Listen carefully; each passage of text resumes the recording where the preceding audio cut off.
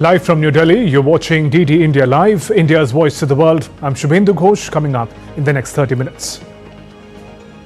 Ukraine Zelenskyy proposes truce formula, take Kiev-held Ukrainian territory under NATO umbrella, let the other rest with Russia and begin diplomacy. Syrian military says dozens of its troops killed during an insurgent attack in northwestern Syria. Syrian rebels claim to have taken control of majority of Aleppo.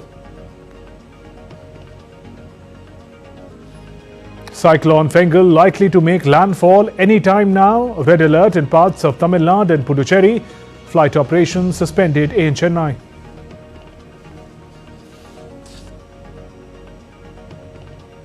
And India's national broadcaster Doordarshan announced its official broadcast partner for Hockey India League 2024-25.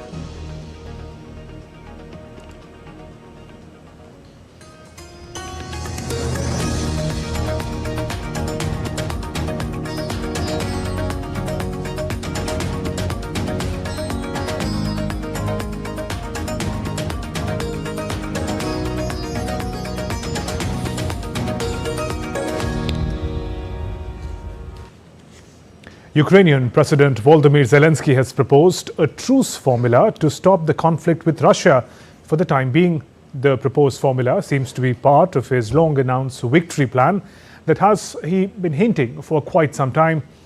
In an interview with UK-based news channel, Zelenskyy has said that Ukraine needs to be given security guarantee by Western nations. He said that this can be done by NATO.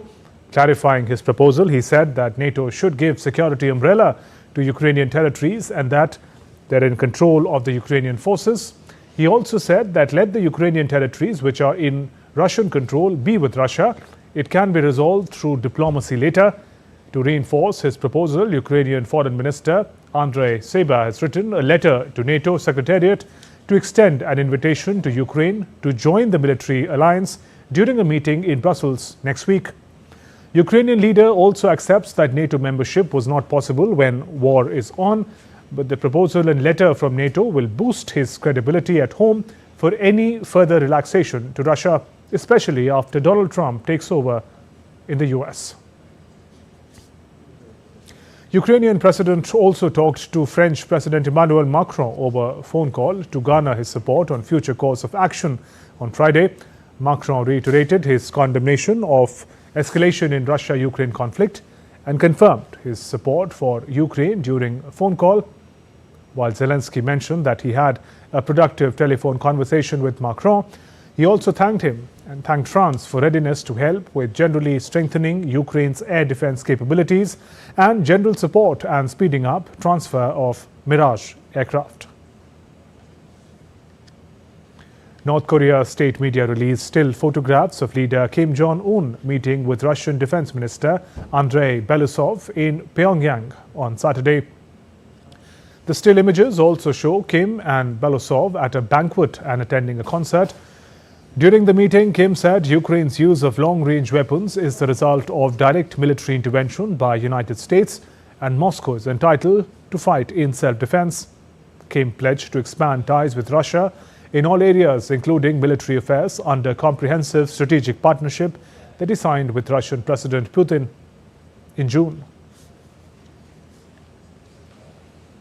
Meanwhile, in the latest from Syria, the Syrian military has said on Saturday that dozens of its troops had been killed during an insurgent attack in northwestern Syria, that rebels had managed to enter large parts of Aleppo city, forcing the army to redeploy.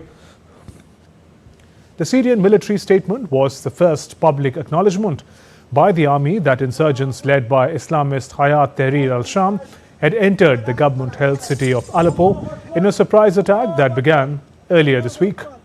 This was the first such attack by rebels in 8 years. Meanwhile, Russian and Syrian jets bombed insurgents who had taken positions in an Aleppo city suburb they had captured on Friday.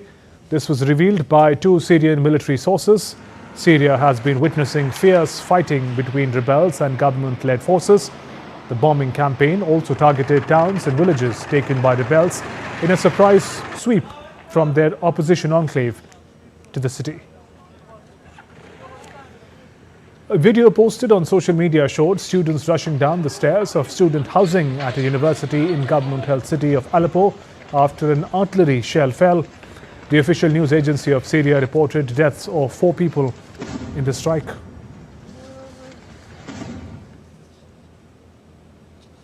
And a video release shows a petrol station in Idlib, Syria, engulfed in flames. Firefighters on the scene sprayed water on the building, while helmets personnel rushed to save injured people. According to the White Helmets, the fire was caused by airstrikes by Syrian government and Russian warplanes.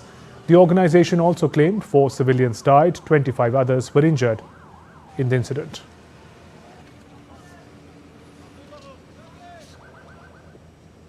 Meanwhile, security analysts say that Turkey-backed Islamist groups surprised by gains in Aleppo. The armed groups, the Islamists backed by Turkey, seized this opportunity to make some gains on the ground. And I think they were surprised how fast they were able to advance inside Aleppo. And now, as Lian was saying, the second biggest city in Syria, the first time ever in the Syrian history, is out of the control of the central Damascus based in the Syrian capital. So now the Islamists, the armed groups backed by Turkey, support the second largest city in Syria.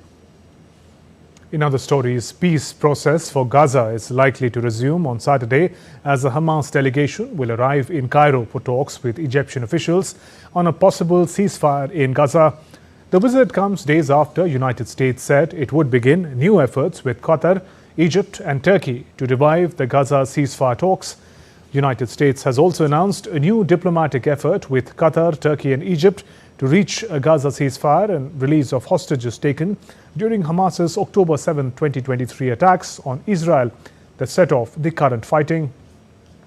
The only ceasefire so far in November 2023 saw the release of about 100 hostages by Hamas and its allies in exchange of 240 Palestinian prisoners held by Israel. The announcement came 2 days after a ceasefire went into effect between Israel and the Lebanese group Hezbollah. The head of Hezbollah, Naim Qassem, has pledged to coordinate closely with Lebanese army to implement ceasefire deal with Israel. In his first televised address since the ceasefire came into effect, Qassem says Hezbollah had approved the deal with the resistance strong in battlefield and our heads held high with our right to defend ourselves. The ceasefire stipulates that Hezbollah will withdraw from areas south of Litani River and that Lebanese army will deploy troops there as Israeli ground troops withdraw. The U.S. State Department has approved the potential sale of spare parts for F-16 jets and radars to Taiwan for an estimated $385 million, the Pentagon informed on Friday, a day before Taiwan President Lai Ching-te starts a sensitive Pacific trip. The United States is bound by law to provide Taiwan with the means to defend itself despite the lack of any formal diplomatic ties between Washington and Taipei. To the constant anger of Beijing, China has been stepping up military pressure against Taiwan, including 2 rounds of war games this year. And security sources say that Beijing may hold more to coincide with Lai's tour of the Pacific, which includes stopovers in Hawaii and Guam, a U.S. territory. The Pentagon's Defense Security Cooperation Agency says the sale consisted of $320 million in spare parts and support for F-16 fighters and active electronically scanned array radars and related equipments. According to Pentagon, the State Department also approved the potential sale to Taiwan of improved mobile subscriber equipment and support for an estimated $65 million. Last month, the U.S. announced a potential $2 billion arms sale package to Taiwan, including the delivery of the first time to the island of the advanced air defense missile battle tested in Ukraine.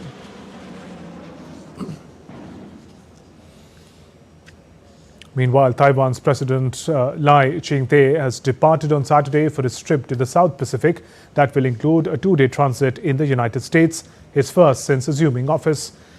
Though few details about his itinerary were made public, Dai Ching-te will go on a week-long trip to visit the Marshall Islands, Tuvalu and Palau, three diplomatic allies of the self-governed island in the Pacific.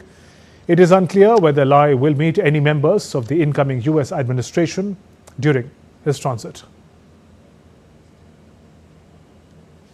Georgia's President Salom Zurabishvili expresses solidarity with resistance movement that is seeing thousands rally against the government's decision to delay EU membership talks amid post-election crisis.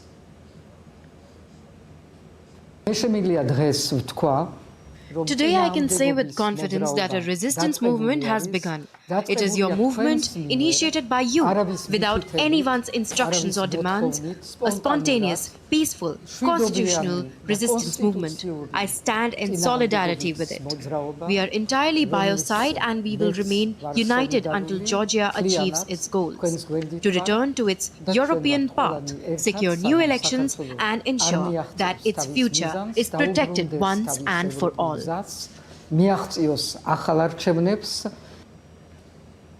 And Georgian police fired water cannons on demonstrators as thousands took to the streets for a second day to protest against the government after Georgia's Prime Minister said to halt EU accession talks until 2028. 107 people were arrested during the second day of protest. European Union accession is overwhelmingly popular in Georgia, according to an opinion poll. And the move saw thousands mass outside the parliament building in Tbilisi, dispersed by riot police using water cannon and gas. The freezing of application talks has been met with widespread anger in Georgia, which has the aim of EU membership written into its constitution. Protesters carrying Georgian and EU flags pressed towards the Soviet-built fortress-like parliament building and hurled fireworks at police officers.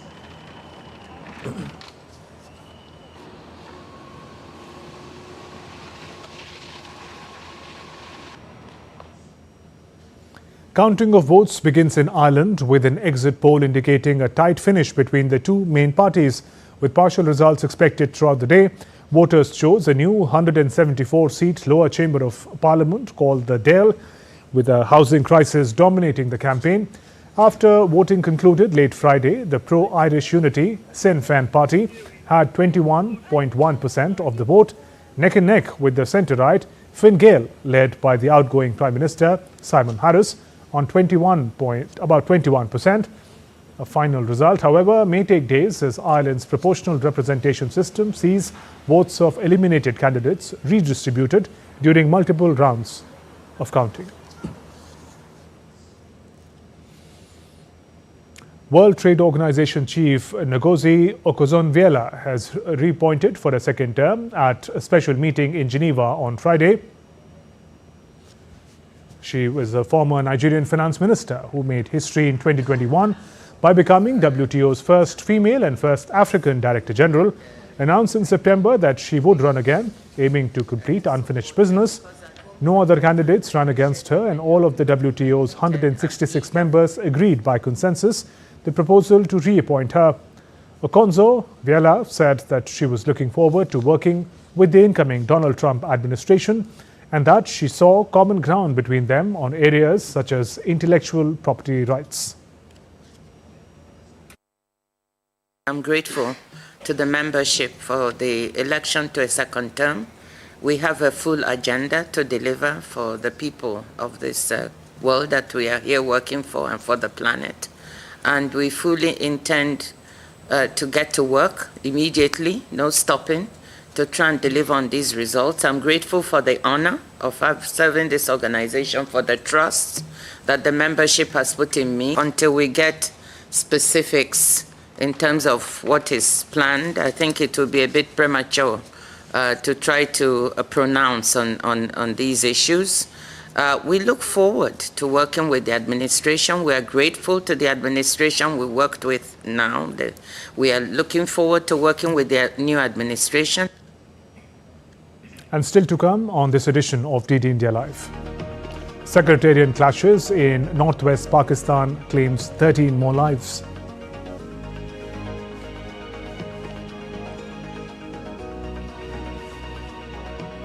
Severe flooding continues in southern Thailand.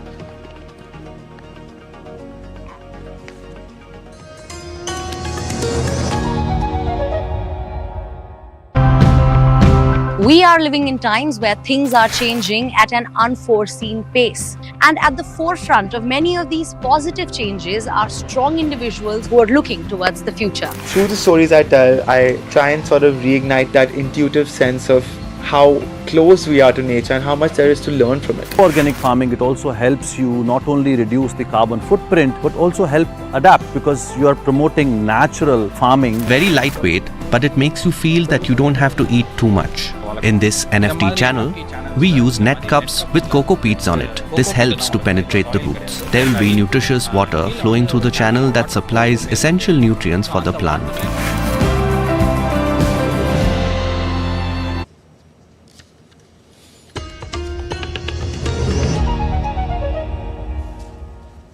You're watching DD India Live. I'm Shubhendu Ghosh. Some updates from Pakistan.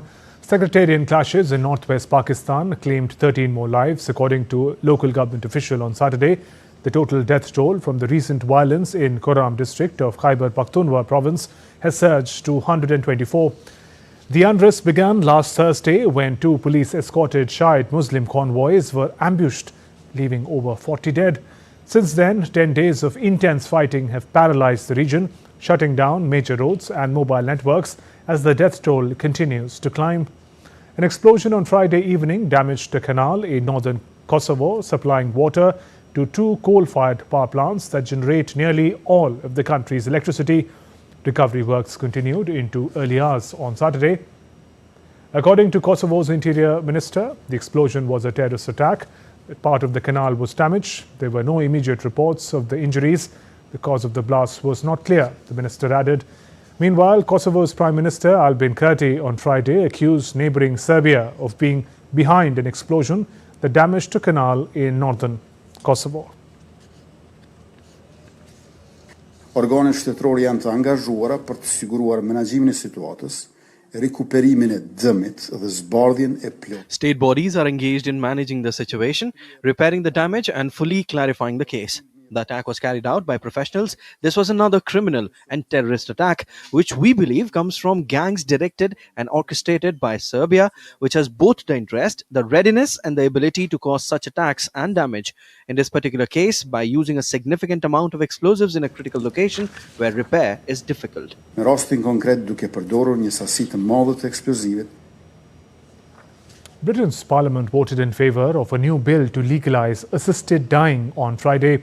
After a passionate debate in the House of Commons, the lower house of Parliament, 330 lawmakers voted in favour of terminally ill adults bill with 275 against. Under the bill, mentally competent, terminally ill adults in England and Wales who are assessed by doctors to have 6 months or less left to live would be allowed the right to choose to end their lives with medical help. Campaign group Dignity in Dying hailed the result as a historic step towards greater choice and protection for dying people. But Christian Concern group called it a very Black Friday for the vulnerable in the country.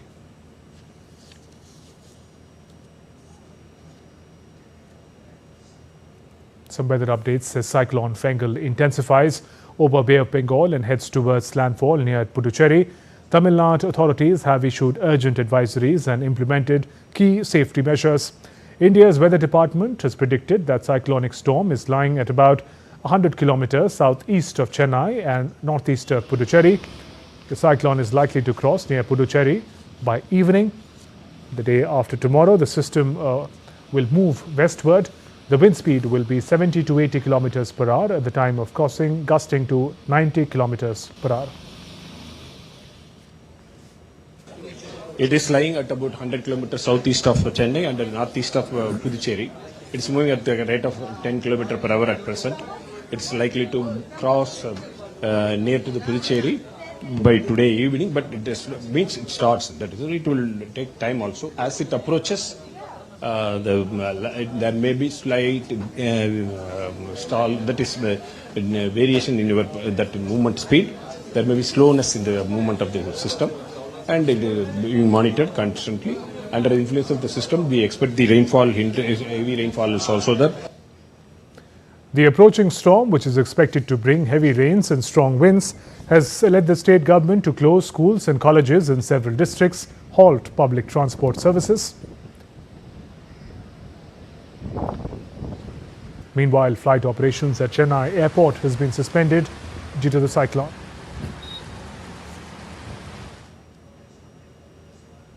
Cyclone storm Fengal is centered over southwest Bay of Bengal, about 110 kilometers southeast of Chennai and 120 kilometers east-northeast of Puducherry.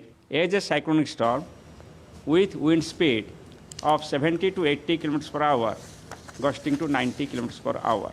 This wind speed is expected to commence from evening and may continue till night over the coastal districts of North Tamil Nadu and Puducherry.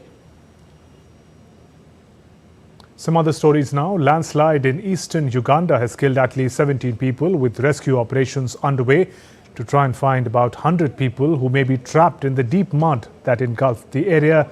The landslide occurred on Wednesday in Bulambuli district, about 300 kilometers east of capital Kampala, buried dozens of homes across several villages, with vast areas covered in deep mud where homes and schools once stood.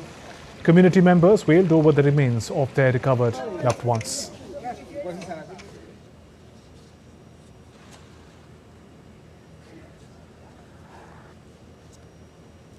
Residents in southern Thailand were rescued from their flooded homes by members of the Thai army by severe flooding that continues in southern Thailand.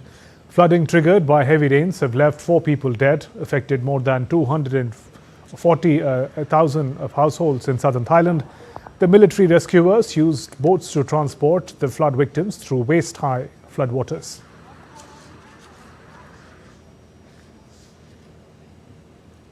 India becomes home to world's largest track slab manufacturer, producing complex truck maintenance machine for bullet train.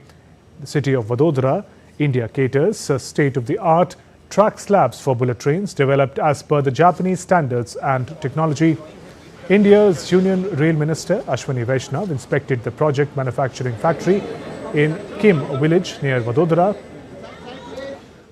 The Australian Prasar factory, established in 2019, has now developed to become the largest manufacturer of track maintenance machines.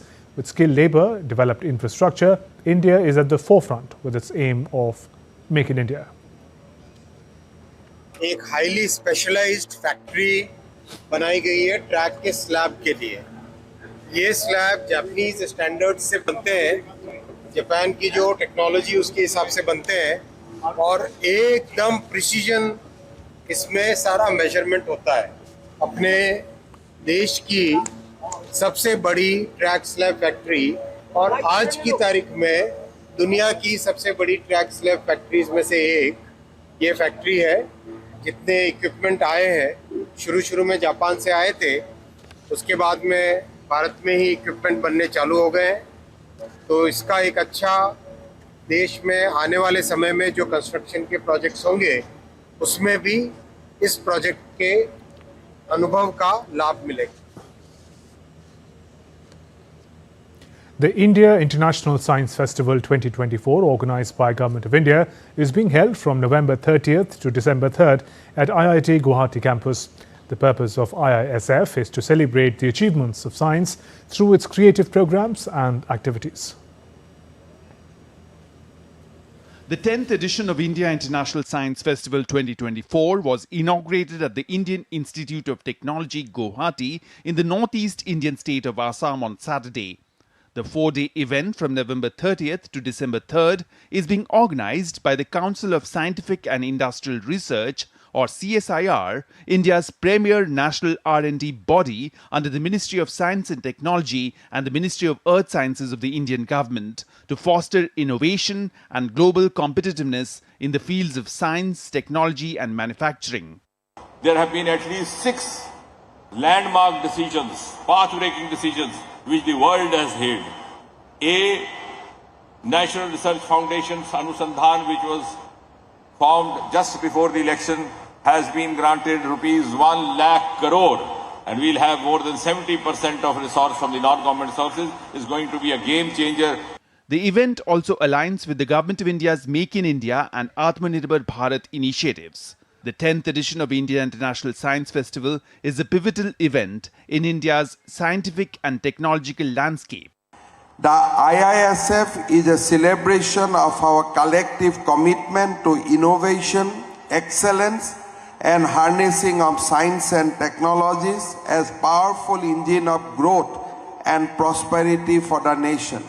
With the theme Transforming India into an S&T-driven global manufacturing hub, IISF 2024 marks a significant milestone as the first edition hosted in the Northeast, emphasizing the Government of India's commitment to expanding the reach of science and innovation to underrepresented regions. This science festival offers interactive exhibits showcasing cutting-edge science and technology, panel discussions with leading scientists and thought leaders, and science competitions to inspire young minds. It is a science Kumbh Mela, which we are celebrating over today and over the next few days. This festival has provided a unique opportunity to delve into complex scientific concepts, breaking them down into understandable and engaging discussions. There are diverse lineup of themed programs which include Chandrayaan, the Museum of Moon, Science, Technology, Defense, Space Exhibition, Make in India, Make for the World, Global Manufacturing Summit, S&T Hackathons, Young Scientists Conclave, Empowering the Youth, and Mission Startup, Innovation, Technology and Entrepreneurship, among others. The India International Science Festival 2024 focuses on international collaboration and promises a transformative celebration of science and technology that's going to shape India's journey towards a more innovation-driven and a sustainable future. With camera person Kumar Datta, Amit Mukherjee in Guwahati, Assam for DD India. In sports, India's national broadcaster Doordarshan has partnered with Hockey India League to make hockey a household celebration in the country. Hockey India League is set to commence on 28th December 2024. This year's edition is historic as it marks the inaugural season of the Women's Hockey India League alongside the much-anticipated men's competition. Renowned for its legacy of promoting Indian sports, Doordarshan will bring the electrifying action of HIL to millions of viewers across the country. The league will feature 8 men's teams and 4 women's teams competing across Rourkela and Ranchi, showcasing top-tier talent from India and across the globe. Doordarshan's partnership with Hockey India extends to all national championships. Going forward, all Hockey India national championships across various categories, as well as all hockey events in India, owned by Hockey India, will be telecast on Doordarshan. And India's public broadcaster, Prasar Bharati, has recently launched Waves, entering the field of OTT platform. Waves provides a complete infotainment ecosystem to digital media and OTT audiences. If you also want great content for free, then download Waves today. That's all for this edition of DD India Live. Let us know your thoughts on the news of the day. For those on the go, you can get all the latest news and updates from India and across the world on DD India mobile app. This app is available on both Android and iOS platforms. Scan this QR code on the screen to download now. We'll be back with more news as it breaks here on DD India. I'm Shubhendu Ghosh from all of us here in Delhi. Thanks for watching DD India Live. Namaskar.